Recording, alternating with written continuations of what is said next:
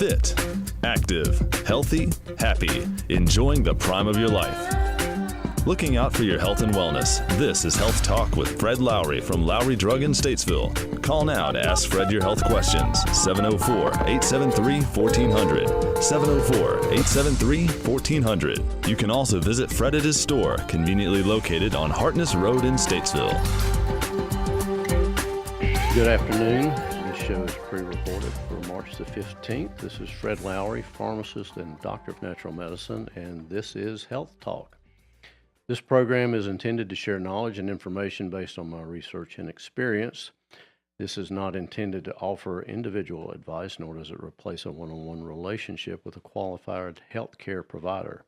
Your daily choices have more to do with your health than anyone in the healthcare field. My hopes are that this show will empower you with knowledge to take a more proactive approach for your health. Today I have a special guest here, David Brooks, from AquaTree Gardens. It's a company that has a device for sprouting. David and I have actually been friends for a number of years because we have a shared interest in the German short-haired pointer. And so we've had many events that we've gone to together. And I was at a recent field trial where David was judging one of the events, and he was telling me about this new company that he was about to go to work for, and it's called AquaTree. And I had a great interest in that from the aspect of sprouts and nutrition and microgreens, and I was even in my salads. I would sometimes buy microgreens in the grocery store, and so. Through this, I ended up buying one of these AquaTree Gardens and playing with it, and it's a pretty neat thing. So, David, welcome to Health Talk. Thank you. Good to be here. Yeah. So, tell us a little bit about your background in terms of where you came from. I know you've had some health issues and had a number of different jobs and things, but. So, what brought you to AquaTree in terms of your interest in? Well, I'd have to go back a little bit before that and give a little background. I'm from Wilkesboro, North Carolina, so I'm from this region where we're doing this. I know people around here pretty well. I went off to college and then came back to a career in banking. And about 5 years into that career in banking, I developed severe headaches. And I lived with a severe headache for about 360 days out of every year. That lasted for about 10 years until I finally found out I was allergic to garlic. When I found that out, I got my life back. My head cleared up. I didn't have severe headaches anymore. It was a complete regaining of my life. I had always been a healthy person, always interested in eating healthy, but that was always dependent upon what I perceived to be healthy at the time, which has changed dramatically across time. As I've read more and listened to podcasts and got more knowledgeable about things, that's changed dramatically. So my interest in AquaTree came about from a friend who was a hunting buddy. We went pheasant hunting and quail hunting together. We've been doing this for 7 or 8 years. He was talking about one of his passions, which since he was a little kid, he had this burning desire to feed the world. He didn't know what that meant, but he just knew it had always been inside of him. So he's a very talented person, very intelligent human being. He loves to play around with CAD/CAM stuff and design things. So for the last 8 years, he's been developing this new product, which is really a twist on an old thing. The old thing is hydroponics, growing plants in water. There's nothing new about that.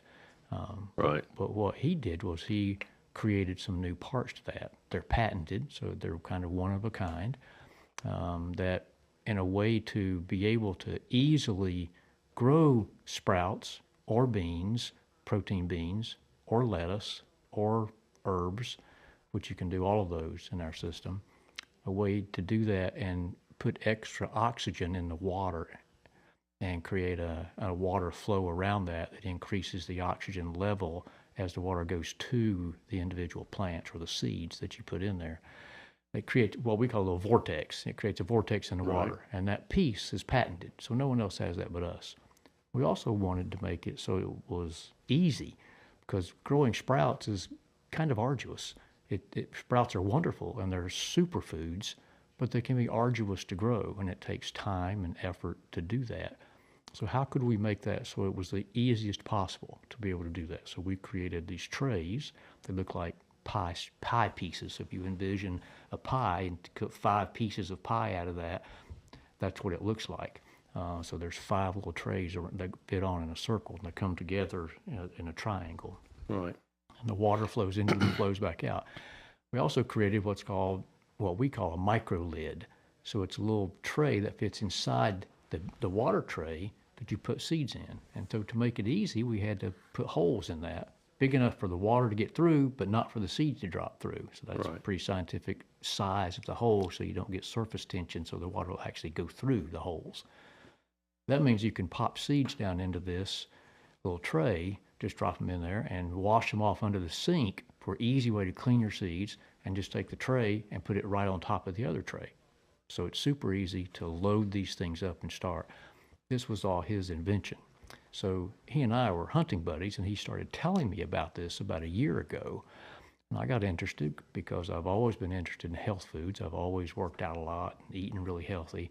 So this sounded great. So I started doing some research on microgreens to find out what are microgreens. I really had never grown any before. Thought that's really interesting, only to my surprise to find out these microgreens are really superfoods.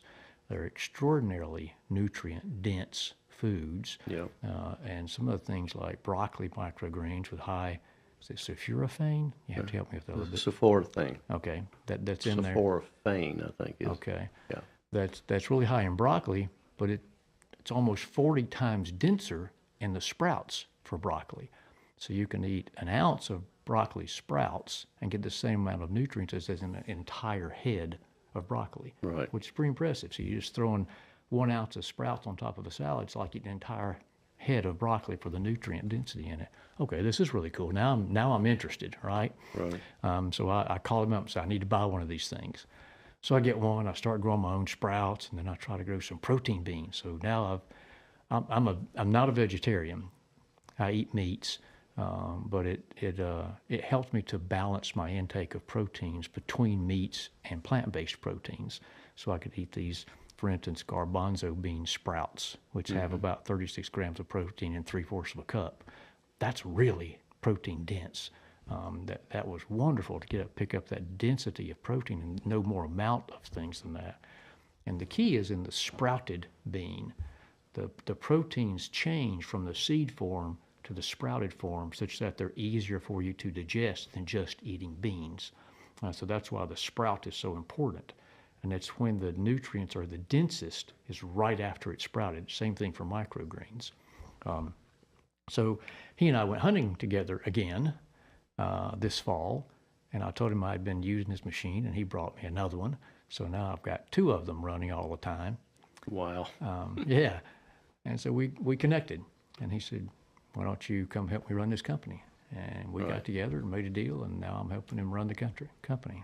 Right. Well, it's a really neat device. I've enjoyed having it and experimenting with it and trying to get my timing right on all those the sprouts and the beans and all. But it's a very ingenious product, and I had done the previous sprouting thing before, which is an easy thing to do. We're coming up on a break here, and we'll be back with more about microgreens and bean sprouts and apple tree. This is Fred Lowry, and this is Health Talk.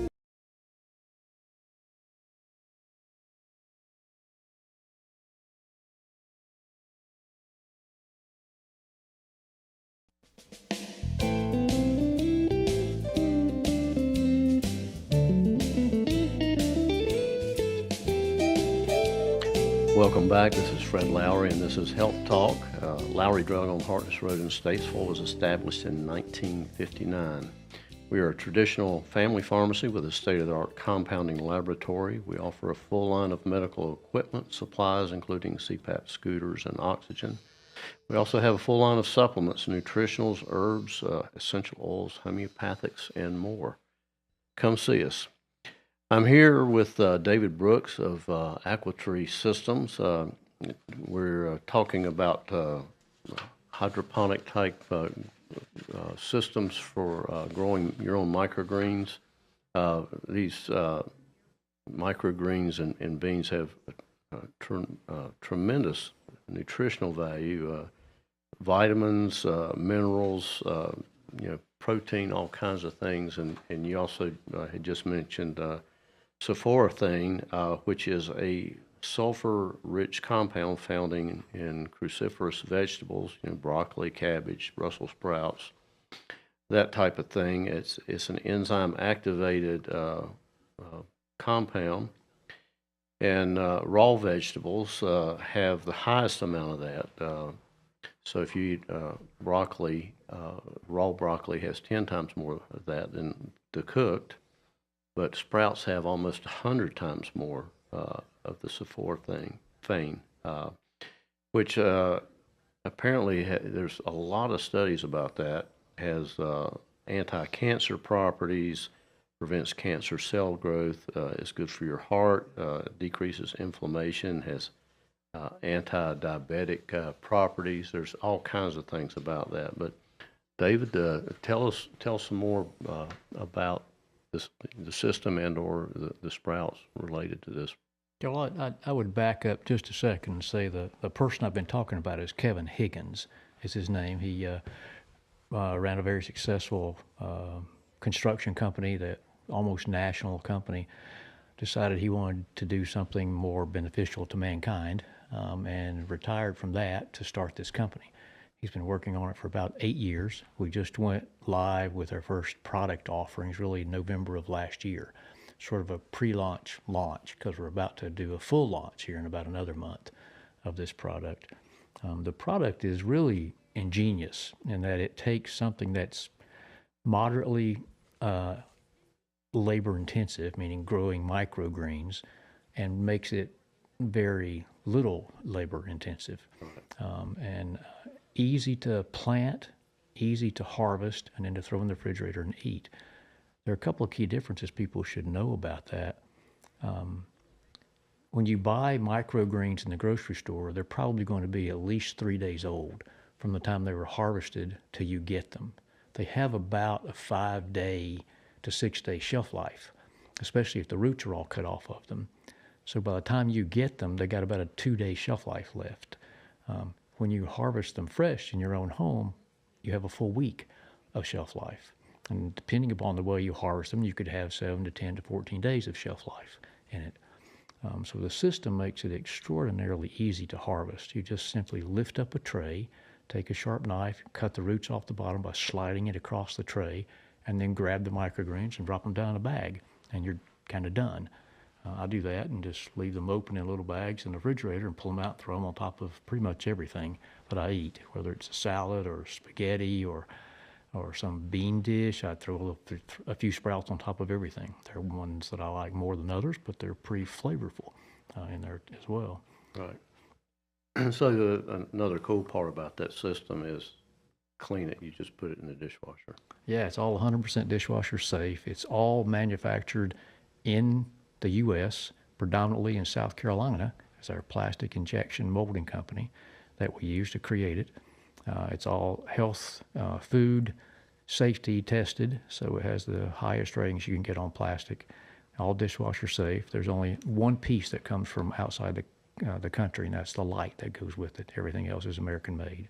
Yeah, so that the plastic, I believe, is like the Triton plastic, which is a safer form of plastic. That's correct.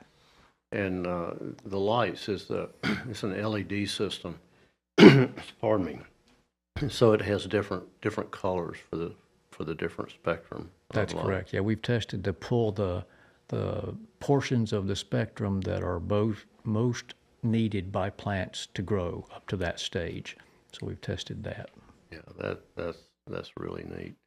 For your further information, of course, there's their website, aquatreegarden.com, and there's a lot of videos on there that can get you some education. And there's also a website for I think it's the International Microgreen Growers Association or something like that. But on that website, and if you start looking for health benefits, this was, I think, the easiest spot to find it, basically. But there's all kinds of studies that have been done related to cardiovascular health, hypertension, anti-aging,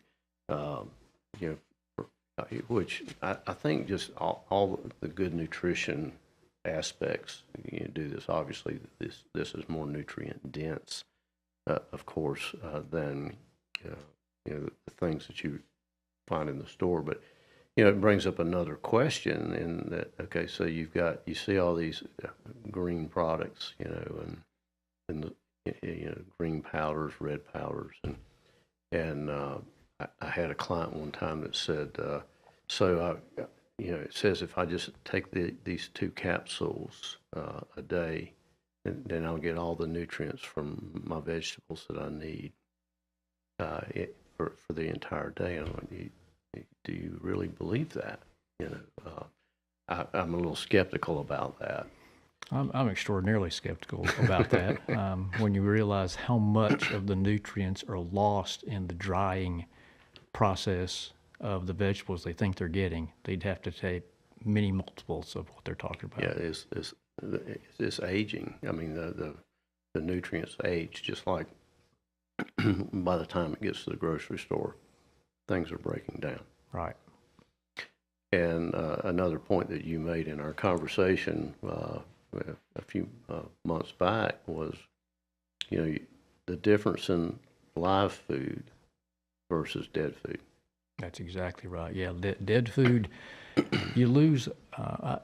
I'm going to quote numbers that I don't remember exactly, but I think it's about 40% that the nutrients that you lose in foods in the drying process in order to get it into a powder form, it's sort of dead nutrients. So you can't get enough from it to make up for the drying process, especially in terms of the quantity that you have to take to get the same amount of nutrients in it.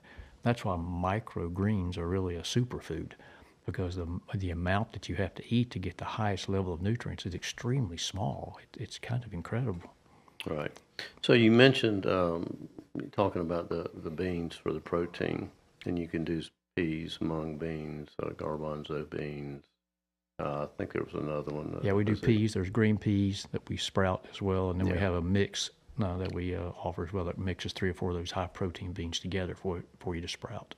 So what about the lectins that may be there? So we're taught to, lectins can be an anti-nutrient, and for some people with gut issues, that can be an issue. And we're also told the best way to cook beans is in a pressure cooker, high heat and pressure.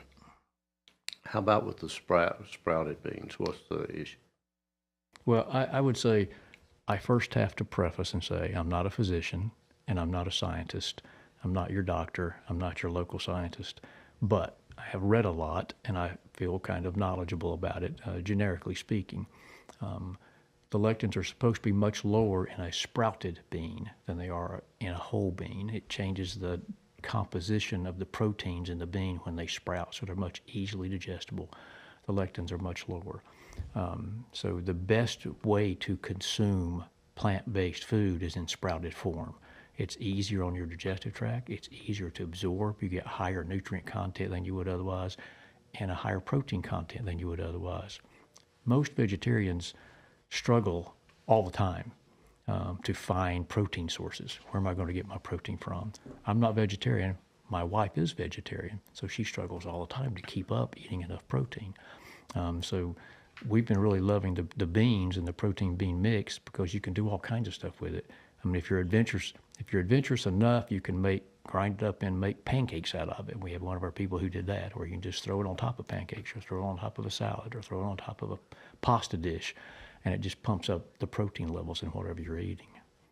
Yeah, so I've been told in terms of beans and like being a vegetarian that you get the best protein profiles if you mix beans and rice together. Yeah, the only problem with that is the starch level. So the heavy starch level in rice creates a blood sugar impact, obviously. And I try to stay away from heavy starches. I think most science would point to the fact that if you can eat a protein heavy diet or a protein first diet, carbohydrates are not a bad thing. But you need to keep carbohydrates in check with the amount of protein that you're eating. If you can possibly formulate a diet that is 50% more protein than the amount of carbs that you're eating, then you get a really great combination. Usually what you eat in processed foods is going to be the other way around. You're going to get twice the level of carbs or 4 times the level of carbs that you get for the level of protein that you're eating. And that's a bad combination because that has blood sugar impacts for you that are not healthy across time. So twice as much protein calories As carbohydrates. as carbohydrate calories. That will be an optimum level to achieve. Interesting.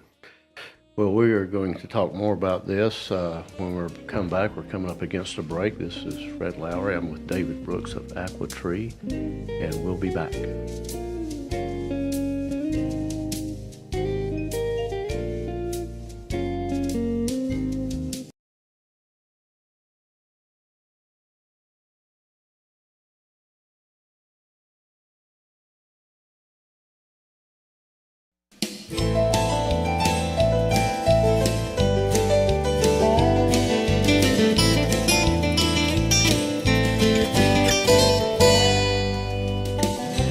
Back to Health Talk. This is Fred Lowry, pharmacist and doctor of natural medicine. I'm here with David Brooks of Aqua Tree.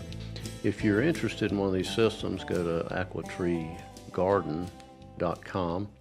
And David has told me that if you can get an additional 10% off on your purchase with the code FRED10. It's the original code for 10% discount.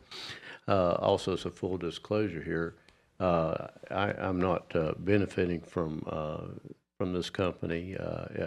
We do programs here because I have interest in good health and sharing information. So, David, you are also an author. You've written some books, and I think you're working on a health-related book. And so you and I have talked about this before, but tell us about your books, and also you've been a very strong advocate of good health and lifestyle and how you take care of yourself. So tell us about the books and where you're at with your new one. All right, I've written a couple of books already. The first book I ever wrote was called How to Lead a Successful Life. Subtitle, Life Lessons from Texas Hold'em Poker. I'm a poker player. I've played in the World Series of Poker several times in Vegas. I enjoy playing the game, and I thought, well, there are a lot of lessons here I've learned from this. So I wrote this little book to teach people about life lessons and just used analogies to Texas Hold'em poker. It's kind of fun for poker players to read because they will get the analogies very quickly. And if you don't play poker, maybe you should learn. But it's got some good life lessons in there. The second book I wrote was a romance novel book called Champagne Tombstones. It is only modestly available kind of hand right now. Should be out on Amazon within the next 90 days. It's been written for some time. I just haven't gotten around to publishing it. The book I'm writing right now is on health. Its title is going to be So You Want to Be Healthy, How to Get Healthy, Stay Healthy Forever. And it's more about how to get there, meaning whenever most people talk about health, their mind immediately goes to diet. And I can't stand the word diet because diet has a lot of negative connotations associated with it. Everyone immediately thinks, I don't get to eat something. You're going to take away my ice cream, or you're going to take away something. And I don't like that word diet. I like the word nutrition better because nutrition doesn't have a negative connotation associated with it. So my book is about how to improve your nutrition, how to get healthy, and how to get to David's top 5 for being healthy. But I think before you get to my top 5, you have to go through some principles of life to understand things first. Because I know many people who have felt like they were overweight and they went on a diet to lose weight, and then they gain their weight right back. And they just cannot get there. Everyone is made differently. We all have different genome. We all have different genes in our body that's going to react to food different ways. But there are some enduring principles that carry across all things. I thought this was really important because you can get so many conflicting pieces of information from the science that's out there. Isn't that the truth? Somebody says, don't eat meat. Meat's bad for you. The next person says, meat's not bad for you. It's actually really good for you. Don't eat this because it has lectins. Well, do eat this because the lectins won't bother you. It's all over the place. And it's really hard as a layperson, not in the medical field, to understand. And even for physicians, it's really difficult to understand what's going on. There's some really good science going on out there. And unfortunately, there's some bad science going on out there. It's easy to get conclusions that you preordain before you do the study if you know that's what you want to come out of it. Confirmational bias. That's exactly right. Yeah. So what you need to look for are large-scale, randomized, double-blind, placebo-controlled studies. That's very, very difficult to achieve in human trials because you have to involve people. And it's just getting a large number of people involved to do that is very, very difficult. A lot of factors. Yeah, there sure are. It's really hard. So when I started writing this book, I kept thinking to myself over and over, well, aren't there some obvious truths associated here that I don't need, I don't need to go read 10 scientific papers to be able to understand. And my conclusion was, yes, there are. Some of those principles involve basic things about life, effort, choice. We all have choices we make every day. You make a choice to get out of bed every day. You make an effort to go to work every day. You make an effort to attend your daughter's recital or your son's baseball game. And it's no different from being healthy. What you have to do is change your mindset. That's the number one thing in getting healthy, is having the proper mindset. When you decide that being healthy tomorrow is more important to you than eating a bowl of ice cream today, then that determines how you're going to react to it. You have an open choice to say, I choose to be healthy tomorrow. And if I make that choice, then I have a much better shot at getting healthy and being able to be healthy and making good choices around being healthy. Then we can get to all kinds of other stuff. Before we ever talk about how to change your nutrition levels and what you should be eating to be more healthy, even what you should be, I get asked this question a lot. Well, what's more important, exercising or your nutrition levels? And everybody says diet, but I don't like that word, so I change it to nutrition. And I look at them and say, well, the absolute answer to that is, it depends. And it depends on a lot of factors. Who the individual is and what their lifestyle is like and what they're going to do before they ever get to that point. Yeah, well, many of the people that I work with have hit the wall and they finally realize they have to do something different because what they're doing isn't working. And then they're open to making changes, whatever they may be. So the mindset part for a lot of people happens because of ill health. And I saw a quote recently that said, if you don't make the time for wellness or invest the time in wellness, then you're going to be investing the time in your disease. So it absolutely is a mindset. It's the style of your life, how you're going to live your life. Yeah, you're making a choice every day. So Dave's top 5, I'm going to give you a little insight into the book. Number 1 is mindset. That's number 1. It makes a big difference in getting to where you want to be. And I would suggest to people, if you want to get healthy, don't jump straight to a fad diet, please. Start with some simple things to get some success and realize that what you eat is the best medicine you can possibly buy. And it takes 21 days to get whatever you ate out of your system. So whatever you eat today, it's going to take 3 weeks before it's completely gone. We are what we eat, so we're made up of what we eat. Therefore, our skin, our fingernails, our hair, everything is made up of what we eat eventually, or it wouldn't be there anymore. So it takes 21 days to fully get that out of your system before you can start clean again. So I would suggest to people, start with simple things. Let's cut out soft drinks today. Let's try to drink 4 glasses of water a day for 3 weeks and see if you feel different, because you're going to feel different. Your body's going to be better. Then you can start making additional choices to go with that. But that mindset that says, I choose to be healthy tomorrow, that's what's going to begin to make the change for you. Yeah, absolutely. I'm a little premature here. I thought we were coming up on a break. I'm looking at the wrong clock. We're in a new studio today, folks, and it's a little different. We're kind of winging it. So your first thing is mindset. Absolutely. And I think that's absolutely true. So we are actually coming up on a break here. This is Fred Lowry, pharmacist and doctor of natural medicine. I'm here with David Brooks of Aqua Tree Gardens, aquatreegarden.com, and we will be back shortly. Stay with us.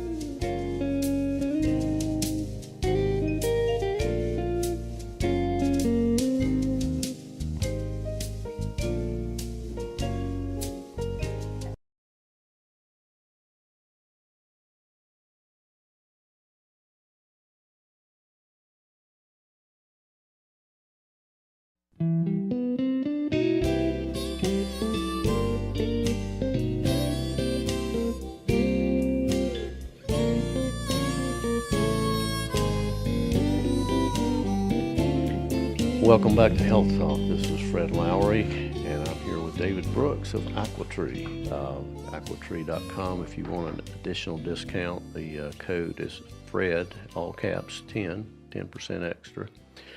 So you can check out their website. So David, we're talking about the principles of health. So you've got a couple more. We just talked about your mindset. So. Yeah, my mindset will be of Dave's top 5 for being healthy. But the principles, I think that it's important to understand before you get there, are choice. You have a choice. You can make choices in life. You can decide, I want to be healthy tomorrow. You can put some effort into it. Anything in life that's worth having takes some effort. You have to be willing to put some effort into it. Michael Jordan didn't get to be a great basketball player just because he walked out on the court. He worked harder than anybody else around him. So he had a lot of natural talent to start with, but he put the effort in to be great. Everybody needs effort to get to where they want to get to. So effort sounds hard. It does have a negative connotation with it. It sounds like you want to run a marathon. But I think it's more like just trying. If you want to be healthy, it's going to take some effort on your part to say, no, I'm going to put down that bag of potato chips. Yeah. I have a desire. I'm making a choice. Well, that's an tomorrow. action point, basically.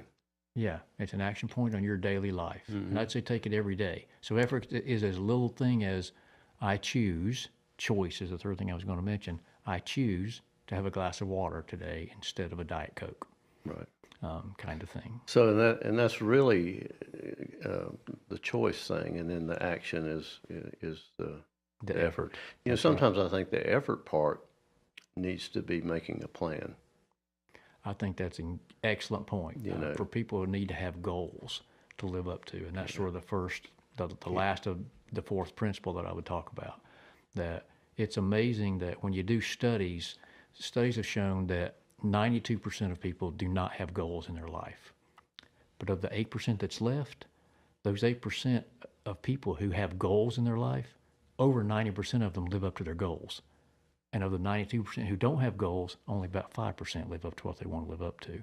So having goals is extraordinarily important in your life to living up to what you want to be as a person or as a human being. So start out with easy goals and then build up as they get more difficult. And you want to achieve more and more. The easy goal, like I said earlier, you make the choice to say, tomorrow I usually drink 3 diet soft drinks a day. Tomorrow I choose to drink 2 and have replaced 1 with a glass of water. Try that for 10 days. Mm-hmm. Then the following week after that, 10 days later, you can say, I choose to have 1 tomorrow and I'm going to drink 2 glasses of water instead. Those are easy, simple changes to make that can have a profound impact on your health over time. So those are sort of the four principles: choice, effort, sacrifice, and goals. It takes a little bit of sacrifice to get to anything, anything that you want that is good. Well, sometimes the word sacrifice has a little bit of a negative connotation, but in my mind, you're really not sacrificing anything. I think you're sacrificing yourself when you don't make the right choices. I think that's exactly right. So and you're setting yourself up to be sacrificed in the world of medicine in some ways. That you're at the mercy of at that point in time of whatever happens. So yeah, I think that's those are some really, really good points. And for me, for my goals, I have to start with a pen and paper. I think about stuff, but I have to reduce it down to that in terms of the goals, and sometimes I'll refine that. And another thing that I have to do sometimes, because I have so many notebooks of stuff and papers, is something that's on the forefront, I put it on the refrigerator. In terms of those goals or things that I want to do. Yeah, I used to write down no more than 7. 7 was the max number of things I wanted to achieve in my life, and carry it in my wallet all the time. A lot of studies have proven the connection between hand, pen, and brain is immense. That when you take time to physically write something down and then carry it with you, you have a higher degree of possibility of accomplishing whatever you wrote down. So I think it's important. Write down those goals. Put them in your pocket and carry them with you wherever you go. Interesting. So any more with that? We want to talk about a little bit more about AquaTree. Do you have any other comments? No, I'll just say there, it's Dave's top 5 to get you there. You go through the first half of that book. You'll get to see the rest of them when you buy the book, when it comes out. Oh, you're not going to share the rest of them? No, I'll share those with you when you buy the book. Okay. Well, to your point. So AquaTree has a couple of different things. You mentioned the trays. There's 5 trays per level. You've got like a 1-level system, a 2-level system. Tell us about the differences in those. If you go on the website right now, aquatreegarden.com, what you'll see are 3 offerings, 3 products on there. And 2 of them are 1-level systems, and 1 is a 2-level system. The difference in the 1-level systems is the stuff you get in the box when it comes. We tried to create a lower cost option for people who wanted to spend less. That's the level 1. It's called an M1. The level 1, L1, is a little bit bigger light, and you get more stuff in the box. And the level 2 are 2 levels of those 5 rings that go around, and the pie-shaped things that go around it. So you get 2 levels to it. Those are the retail versions of what we're offering. We've had some pretty good success. As I said, we only went live with the product last November. We've already sold a product in 30 states, including Hawaii. So we've seen some really good acceptance early on from this. We think we're not even scratching the surface yet for what we're going to be able to sell. We're targeting the domestic market first, then we'll go to Canada next, and then we'll go to Europe after that, and then other countries behind that. Oh, you got big goals. We sure do. The impressive thing is when we created this, and I use we rather magnanimously here, it's really when our founder, Kevin, thought about this. He wanted to create something that was scalable. So he wanted to solve nutrition in this country, and that was the first systems, the one you see on our website right now. Big job. Yeah, he also wanted to feed the world, basically. So we had to have something that was scalable, that could go up. So our commercial product, it looks about like the retail product, but it's 14 levels high with a different base underneath it. So someone who supplies microgreens to a grocery store or to 100 grocery stores could grow these things in mass in a small footprint in their warehouse, smaller than what they're doing now, with less effort, less cleanup time, less harvest time than they're doing now. And they can test the water daily for bacteria, so they can guarantee there's no listeria in there or other germs, because they can test it every day right in the water. So that's our 14-level high commercial product. What we're really pretty excited about to go with that too is what we call our container product. So you can buy, you've seen these metal containers look like the back end of a tractor trailer kind of thing. Right. You can buy those specially made. So we're going to buy them specially made. We've got the diagrams to wire them certain ways. So we're going to put 12 of our commercial products in there, which is 12 times 14, with a harvest sink, with lights, with air conditioning or heat as needed, with solar panels on top that flip open, with a water filtration on the side. So I can take that container, I can drop it in Africa where they don't have electricity, some spot in Africa without readily available electricity or not reliable electricity. They can pour river water into the side of it, and they can produce 600 pounds of proteins a month out of it. So we can feed an entire village with one of these commercial products, one of these containers. Now, some of the commercial growers may also want this container because they may not have room in their current warehouse or greenhouse to put these things. So we can say, well, we can set this right up outside. It's fully contained, 35 amp outlet. We can plug right in and run the whole thing. So because it's only 35 amp, that's why you can get solar panels now that can power the whole thing if you just want it off of solar. Mm-hmm. So if you were looking for something that says, what if the power grid goes down for a year? How do I grow fresh vegetables? Well, one of these containers has got solar power to grow it, and you can just put any kind of water inside of it and filter it before it gets into the system. Have a harvest sink in there and have it climate controlled on the inside. Interesting. Now, you mentioned the listeria, so any concerns about bacterial growth or contamination for your home units? I think that's always a concern people should have. Anytime you're dealing with food, you always need to be concerned with cleanliness. So we have some suggestions in our manuals about cleanliness, about how to prepare the seeds, about how to not wash your hands before you start, to not put your fingers down into the seeds, to mess around with them, to use something that you've run under hot water and sterilized first before you mix the seeds up or spread them out in the tray a little bit. All of those things are important, and keeping it away from pets so it's up high enough so a pet can't get to it is also important for cleanliness. Again, I'll say anytime you're dealing with food, you need to follow normal safety precautions that you would go into that with. Right. So, and hopefully individuals have decent quality water to put into their system. Yeah, there's some differences in water. The harder the water is, the more difficult it is on some things, but we're working and testing different levels of hardness in water too to help people grow the best crop possible. Interesting. Well, it's been a very interesting conversation. I hope our audience has enjoyed that. This is a neat product. I've had one for about 2 months now, and I really enjoyed it, and have enjoyed having the fresh sprouts to eat. So thank you for coming by, David. Wish you the best of luck. This is David Brooks with us today with Aqua Tree Garden. Check that website and learn some more about sprouts, and hope you all stay healthy. Thank you for listening. This is Health Talk.